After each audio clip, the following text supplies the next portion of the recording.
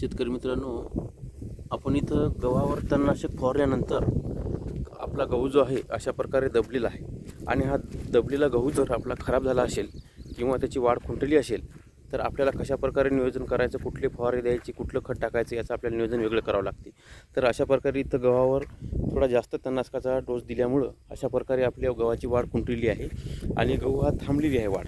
तर त्यासाठी आपण इथं प्रत्येक पाण्याला म्हणजे 2 वेळ किंवा 3 वेळ एकरी 1 गोणी युरिया फेकून पाट पाणी द्यायचं आहे. आपल्याला तुषार संचानं पाणी द्यायचं नाही, फक्त पाट पाणी द्यायचं आहे. आणि दुसरी गोष्ट म्हणजे फवाऱ्यामध्ये आपल्याला इथं कॉन्फिडॉर घ्यायचं आहे 10 मिली आणि त्याच्यासोबत आपल्याला बुरशीनाशक M45 40 ग्राम आणि सोबत आपण अजून वाढ व्हावी किंवा कोवळा व्हावा यासाठी आपण थोडं म्हणजे मावा तुडतुडा असेल किंवा पांढरी माशी असेल तरी आपल्यासोबत रोगरसुद्धा 30 मिली आपण इथं घेऊ शकता. तर अशा प्रकारे जर नियोजन केलं तर आपल्या गव्हाचं उत्पादन तर वाढेलच, त्यासोबत आपल्याला चांगल्या प्रकारे ॲव्हरेज पण येईल.